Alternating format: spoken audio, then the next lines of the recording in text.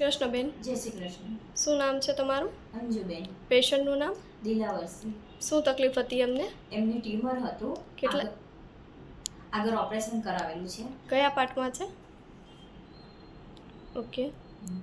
કેટલા ટાઈમ પહેલાં ઓપરેશન થયેલું છે? 3 મહિના પહેલાં. 3 મહિના પહેલાં ઓપરેશન થયેલું હતું. અને અત્યારે આપણે આ યોગક્ષેમ આયુર્વેદિક હોસ્પિટલની દવા કેટલા સમયથી લો છો? 15 દિવસથી ચાલુ કરેલ છે.